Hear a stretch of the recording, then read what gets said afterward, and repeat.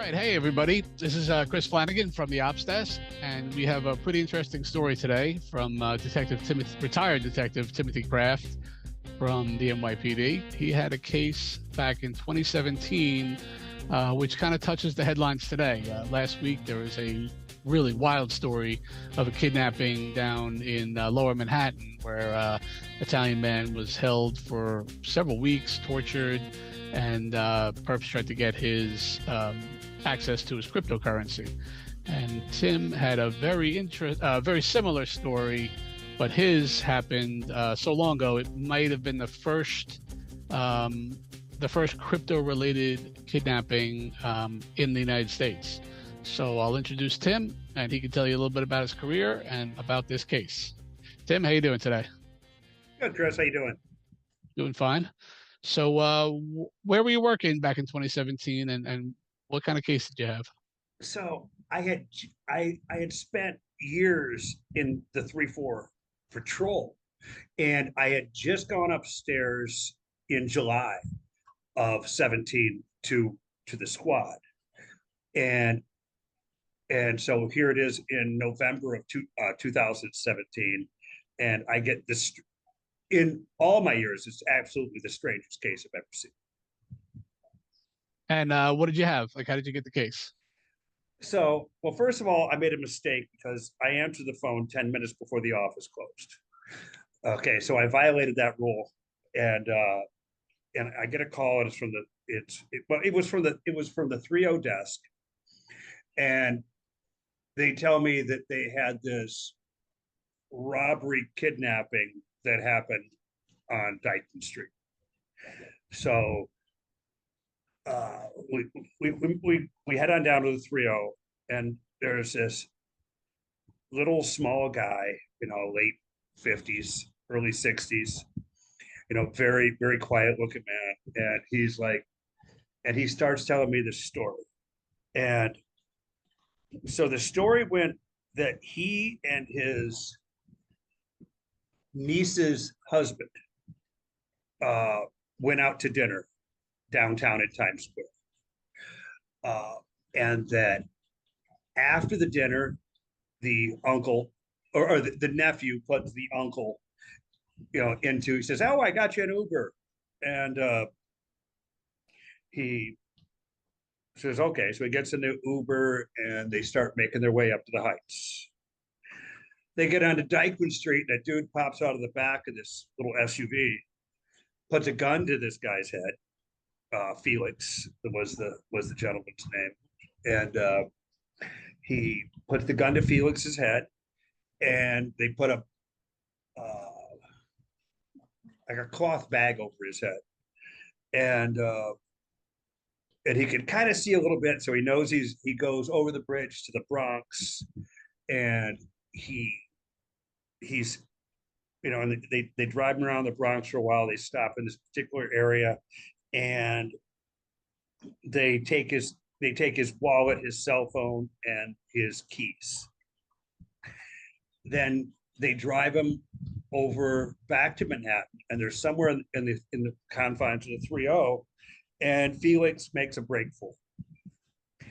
And he runs into a deli, and the car takes off, and the police come. And so I get all the story, and then he tells me, "I have something very, very valuable in my apartment." And you're thinking it's like some cash or Yeah, or I have, jewelry or yeah, something. Yeah. something could have been his cat. I don't know.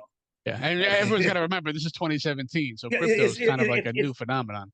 it's 2017, and he tells me that he had something called Ethereum,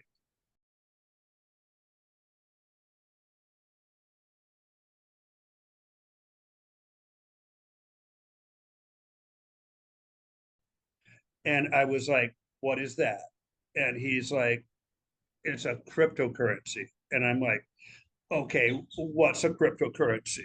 And I didn't know, Yeah, and like I was working in financial crimes at the time, and we were just slowly making our way into that realm. We knew perps were using it to buy things, but we never heard anything like the story you're about to relay.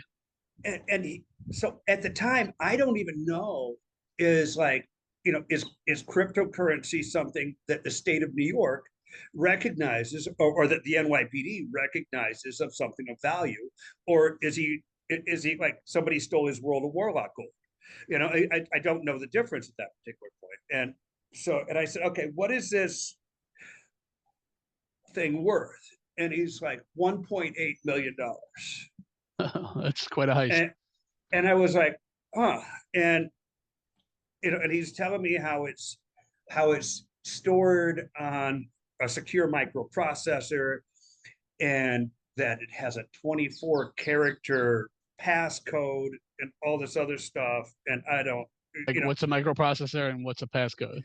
yeah. And it's like, so I'm trying to wrap my head around it, but I know, like, let's get up to the heights. So we grab him, we throw him in a car, we go up to the heights, and he can't get. So I think I called ESU en route because we know he didn't have his keys. So I called ESU en route. ESU met us there. We gained entry, and the secure microprocessor, and he had written, like, the Italian guy. They had like, they beat him for like a month. No, this guy had it like stored on a piece of paper next to his computer. That's not a good space to store. That's not a good place to store things. And just for everyone at home, ESU is the NYPD's emergency service unit, which is like the boys with the toys. So if you need a door taken or you need some extra backup, like, they're the guys to call. Yes, thank you. And if you talk to them really nice, then they open the door in such a way they can lock it again. Yes, it makes it nice. It makes it easy for the rookie on patrol. It doesn't have to sit on the door all day.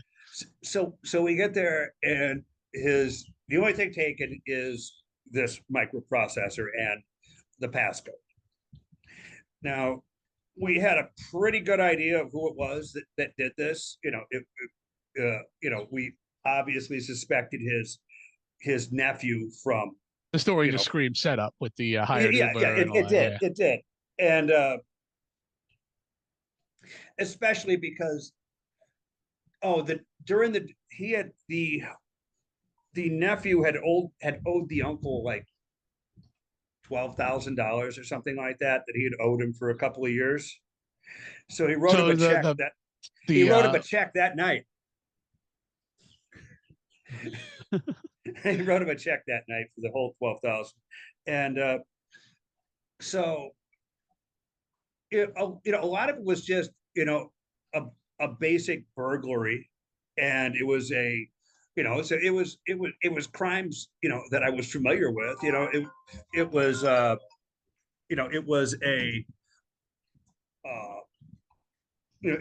robbery, kidnapping, and a burglary. All of which I had experience with. And I knew what I was doing with. The crypto part like threw me for a loop because I really didn't know what the heck I was doing with the crypto. Yeah, part. And it's an important legal legal point too. Like, it's a hypothetical value in many ways. So is a judge or is a court going to recognize it when that's a groundbreaking. It was groundbreaking at that point. Yeah, and they did. So they did. The courts did recognize it at the value, I believe. Don't quote me on this, but I believe it was whatever Coinbase said it was worth is what it was worth. Okay. At the time. So the one break that I caught in this case was that this was a nondescript apartment building in the Heights, but they had the best cameras some of the best cameras I've ever seen in my entire career. These things were high tech. They were nice. They were so good. And like there was a camera right outside this guy's apartment.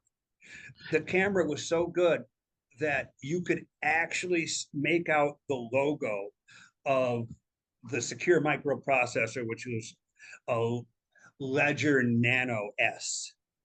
And it was, and it had a very distinct logo on the box. And it was a box about 4 inches by 4 inches. And he walked out with his right, holding it in his right hand. And So you catch the perp on video entering the oh apartment. yeah, 100, yeah. So that was good. And then I was able to get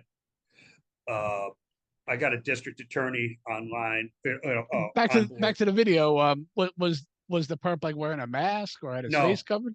no, Nothing. no. He walked in there. He walked in there. You know, didn't attempt to obscure his face. He walked in there. He was in the apartment for about around a minute. Right And the around a. and the perp was known to the perp was It was his nephew. it was the nephew. It was a So nephew. he what did he just not think that like I'll tell you. Cases sometimes you get a lucky break and sometimes you get a dumb criminal. So this guy sets this whole thing up and then he actually goes in on video Well, to do the burg.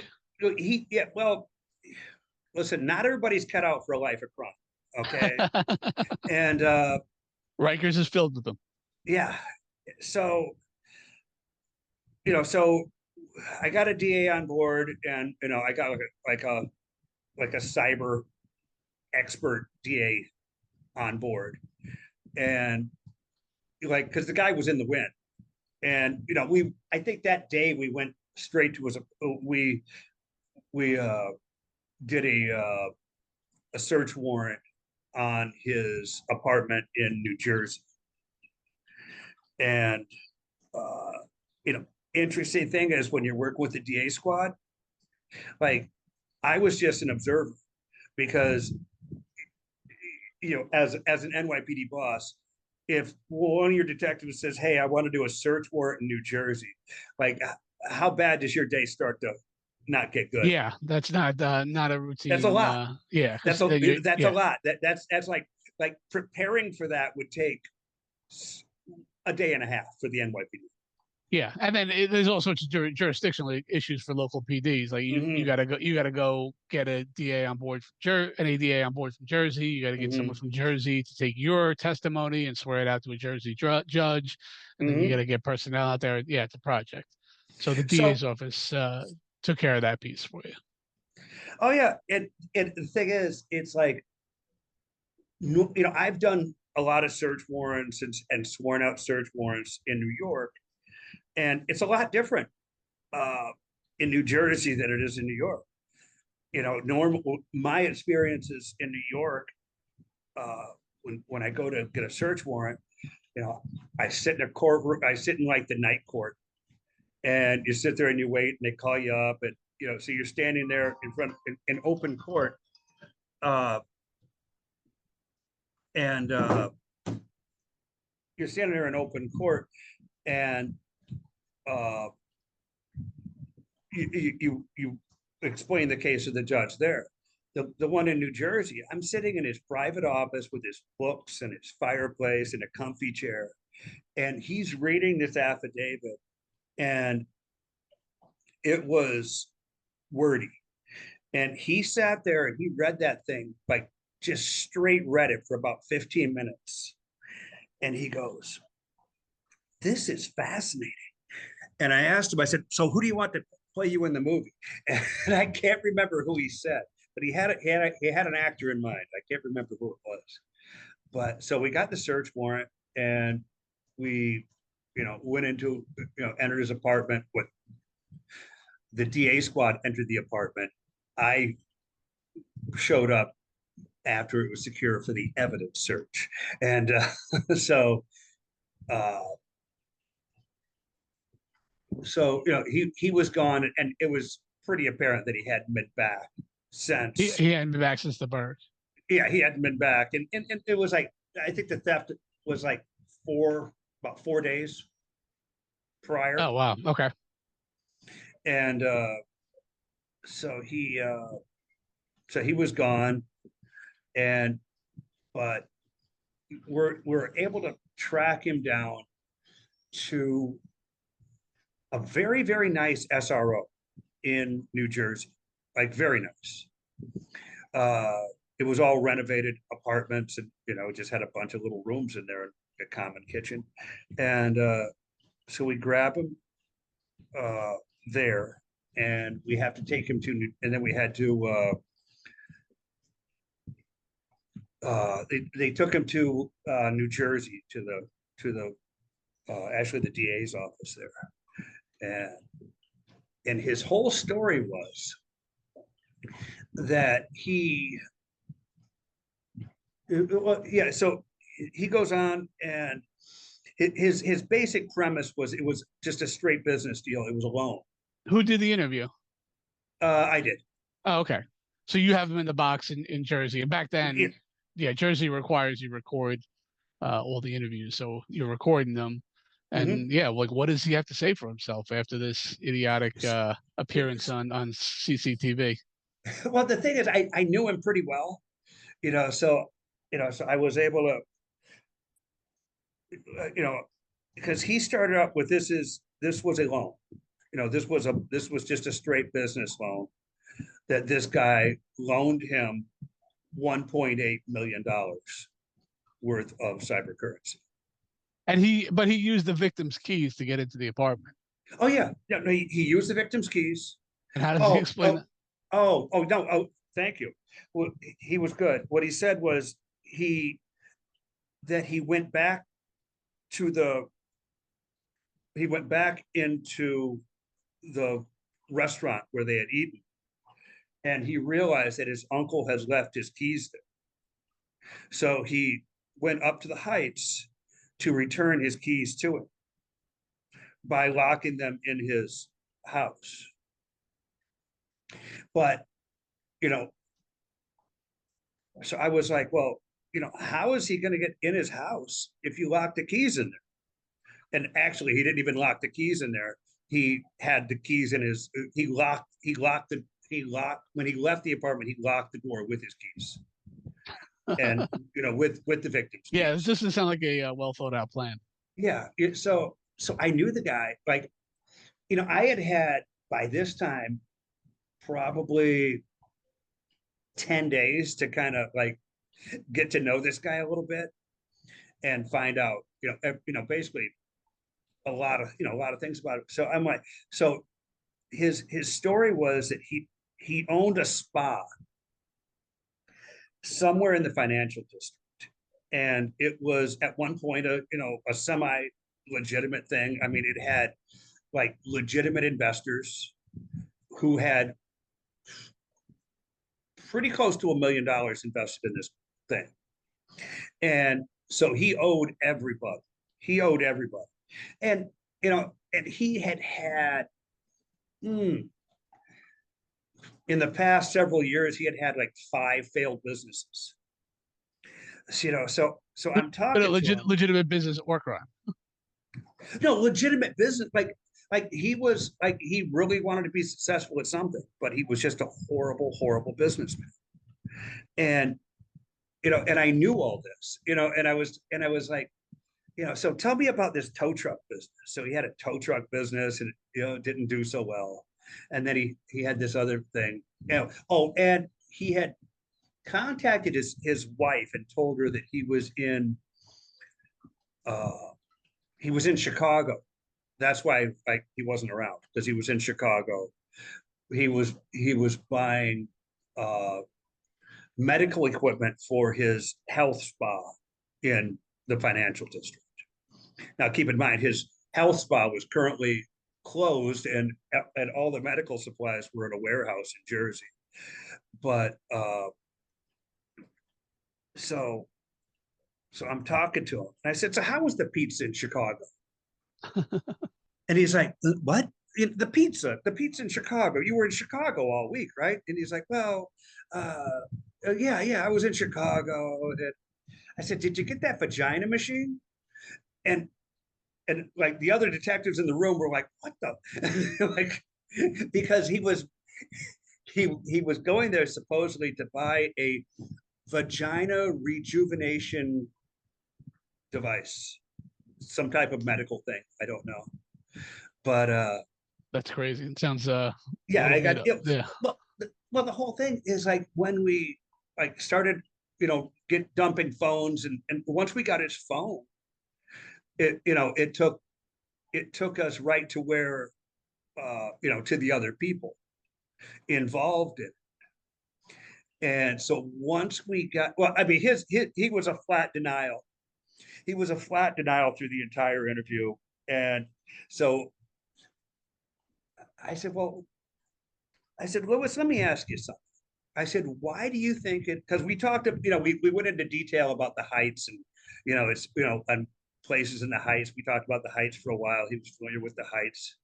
And I said, why do you think it is that a cop from the heights is sitting here in Jersey talking to you on the day before Thanksgiving? And he's like, is Felix saying I didn't have permission to take that? And I was like, yes, yes, he is. And Did by the gun in his face and the bag over his head. yeah, yeah. Well, yeah, no, he didn't know anything about that. Yeah. So we were able to access the phones, and we ended up tracing the phones that he was making the phone calls to. And it was, I forget the actual address, but it's an actual building in the Bronx. And it is the headquarters of a motorcycle gang known as the Chingalings. And the Chingalings are a Puerto Rican offshoot of the Hells Angels. And we were able to get the phones pinged right to the frickin' headquarters of that place. And it turned out that two of the members, one of the members was like Lewis, that's the main perp. His best friend in the world was a Chingaling. Yeah, and I'll tell you, like the NYPD has had some run-ins with the Hells Angels themselves. Their headquarters used to be down Yeah, in Lower Manhattan, and there's a couple heavy-duty jobs at that place that cops wound up getting hurt at. yeah, but I had never heard of the Chingalings until that particular day. And yeah, so one guy was actually, he was a high-ranking member of the Chingalings, and he was also an assistant teacher in the Bronx, and uh, actually well liked and pretty very nice guy. I could just to talk to him, but he was the guy who was where was he? Yeah, so he was the one that brought in the other two. So there's four perps altogether. Yeah, four perps altogether. The guy with the gun and the gun and the bag is And also a chick. the driver of the SUV, the guy in the back of the SUV, and then the middle guy who set it up. Because Felix, the victim, knew that the assistant teacher. Felix, the victim, knew the assistant teacher as well. Okay. And how about the Uber driver? Was the Uber driver a plant, or was he? No. The Uber driver, he was also a Chingle. Okay, gotcha. Yeah. And so we ended up getting everybody. And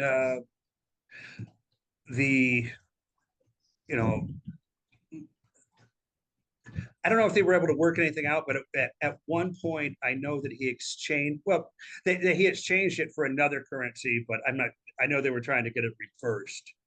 But I know that currently the value of that Ethereum is somewhere north of $1 billion.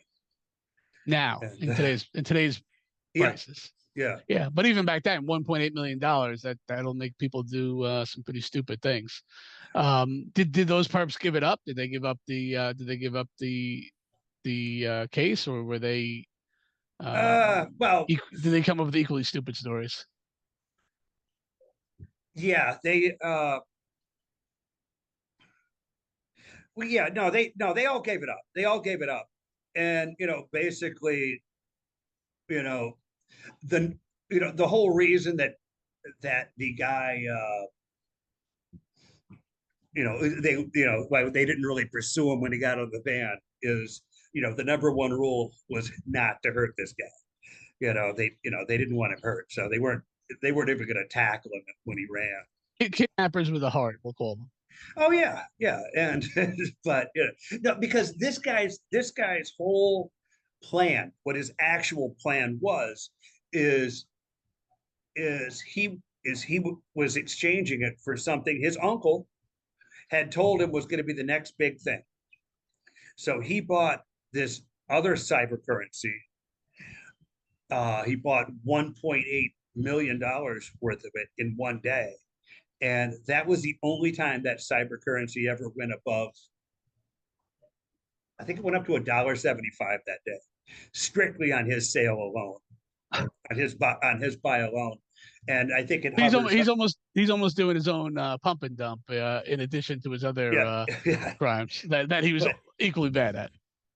yeah, so and ever since then, it's that cyber currency has been under a penny. Yeah, and you see it all the time. These cryptocurrencies pop up all Sure. the time, and they go up and down for a little bit, and then they kind of tail off.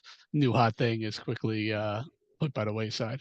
But Ethereum is one that's been consistently, you know, going up in a value. It's right behind. It's probably number two to Bitcoin itself. And was Yep. this all in was this all in Coinbase, or was it just held Yeah, yeah. privately? So no. Well, actually, what the perp did is he sent it from his uncle's Coinbase account to his Coinbase account. Oh wow. So it was so actually it wasn't because you talk to people back then and people were just cops, detectives, bosses were scared to death of a crypto case. It's like they wanted nothing to do with it. They're like,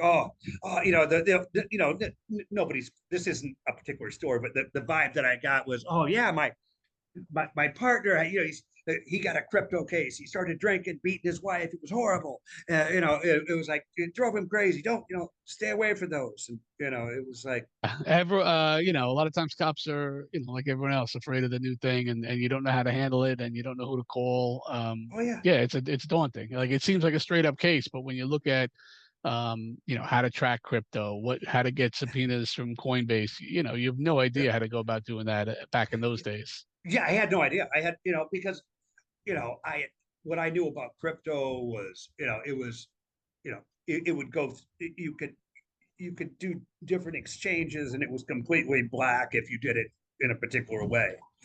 But this guy didn't. Like he actually took it from one legitimate point and put it in another legitimate point. Yeah, but So like most cryptocurrencies are actually somewhat easy to track. It's just de-anonymizing where it's going and who's controlling it. That's really the trick. But back then, like you were saying, we were just trying to figure it out in yeah, financial crimes, and for a white shield up in a squad, that's something, like you said, with people would run and from. and oh and I had like 4 months in the squad at the time, and I was like, but I was like, oh, somebody's gonna take it. Nobody took it. Nobody wanted it. They just And that's so often the case. Like the guys in the numbered squads are the ones handling everything from petty larcenies to crazy cases to homicides. And, and you other know, detectives like, hey, just close it. I'm like, no, I'm not gonna. $1.8 million can just close it. But you're lucky it happened in Manhattan too, because the Manhattan DA's office actually um, were really in the forefront of crypto investigations and remain so Sure. today. If that was a case in the Bronx, you would have been Oh yeah. still waiting in the complaint room trying to draw it up. Oh, they were in this guy, because this was like the technical unit of the DA's office. So these guys, they specialized in that stuff. And like there's an office in the basement of the DA squad, and it has like a lead room and all this other stuff. And you know, it would take me a while to get into a phone, weeks. Like, but they were in this guy's phone in like an hour. And like I was And like, wow. really, I'll tell you, like with all these cases today, like the phone is such a critical piece of evidence, and like Mhm. any way you can to gain access to it and to get a search warrant for it. And lately, they've like recent case law, they've been restricting, your ability to just go through somebody's phone. It has to be a little more specific than it used to be. But once you get that guy's phone, if he's not being careful, you could do a lot of. He could sink himself if you get his phone. So that Well, was a good call, grabbing his phone and turning it over to the DA's office. well, nobody could get into the mayor's phone. Nobody. Yeah, Mayor. Well, the Mayor seems to dodge a bullet on his cases so far, but we'll see how that turns out at the end. He couldn't open his phone because he's dyslexic. Yeah. He said it out loud. But Yeah. no, phones are great. Phones are a great piece of. That's the first time I ever, and I'd ever seen a Faraday bag, which to put a phone in, and so it can't be wiped. Like you could take it from the guy, you could take it from the Yeah. guy's hand, and you stick it in there, and he can't erase it at all. Yeah. It essentially, Faraday bag is just like a bag, obviously, that prevents cell signals or Wi-Fi signals from getting into it. So the perp can't remotely go into his phone and wipe evidence or destroy anything you might need out of there. So you bring it in the Faraday bag. They have a room that's a Faraday room, and then they Mm-hmm. put it on, the software that can crack phones. And the guy's not careful, it can be, like you said, cracked within an hour. Some guys, you could have the phone on software for weeks or months and it's still not Mm-hmm. cracked. But you know, Yeah, this guy seemed to have done everything wrong. Oh yeah, I mean, it just made it did make they did do one thing right, and they actually switched plates twice on that car because I went I went nuts trying to run the plate on that car because I was trying to identify the car, but I had three bridges that he went over, and I had a really good timeline on when he did it. So I was trying to. So all I had to do was find the one car that went over all three bridges in and out of the Bronx. And just to clarify for people listening, the NYPD has they call them LPRs, license plate readers, and they have them all over the city, but particularly bridges and tunnels and entry points into the different boroughs. So when you get a car or a plate, you run that plate through a system, and it will show you every time a license plate reader catches that plate. But that is, you're right. That's the one good thing they did, and it takes it'll take a lot of time to find. I know at this time this car went over, this time this car went over, and then you run the plate and they're not there, then something else is up. Yeah, because I ran this thing every way, at Excel, and there was like no. I'm like, there is no way that this isn't that I can't find this car. There's no way. And it turned out they actually switched the plates in the Bronx. That car didn't exist anymore as far as the plate. Yeah, for a crypto crime and a technical related crime, these guys seem pretty low tech, but at least they got the plate thing right. And what did the DA's office say about the case? Well, the I know the main guy, Lewis. He got 10 years. Wow, that's a pretty good hit. Yeah, and everything was recovered. So you recovered everything from, I guess, Coinbase helped you do the recoveries along with the DA's office, and Yeah, it was returned to the victim, who's now, yeah, I guess, a billionaire, right? probably. But the thing is, I brought him back the next day to do a follow-up interview on him, and I brought him in, and I was like, Felix, I said, approximately how much money are you worth? And he goes, approximately $2.5 million. And this is in 2017, and when that was actually money. And and I was like, okay. I said, what do you do for a living? He goes, I work part-time at a deli. I said, you're gonna really have to break this down for me. Like how is this possible? And so he bought Ethereum at pennies. I think he bought it for 27 cents, if memory serves. Wow. and I think he bought it for around 27 cents. And yeah, and Yeah, back in those days, like in financial crimes, we were seeing perps like they would use like Bitcoin or Ethereum or Monero or whatever to buy people's personal identifiers and like checking accounts and all these things you could buy on the dark web. But they were buying them all with crypto, and you would just see amounts of money. um, they'd buy a piece of a Bitcoin to buy 300 personal identifiers or 300 you know uh, bank account numbers, but and Chris, they'd accumulate that, and it would be now it's like billions of dollars. There's a lot of Chris, money out there with the perps. So back then, you would see perps trading these cryptocurrencies, and yeah, they were making money through their scams. But in accumulating this cryptocurrency, they were probably doing better than they were through crime. oh yeah, And you see, it was just amazing. You saw like a sea change in the perps out there. They went from like doing bodega robberies to buying Maseratis, and it was just incredible to see. Like even firearms got the firearm landscape even changed because they had so much money to spend.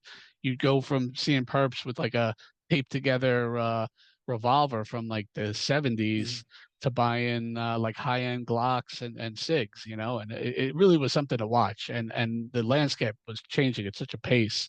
But your case was really groundbreaking in that it tied, like violence um and like a kidnapping into the Mhm. crypto world, which I think as far as we know, that was the first cryptocurrency motivated kidnapping in the United States, right?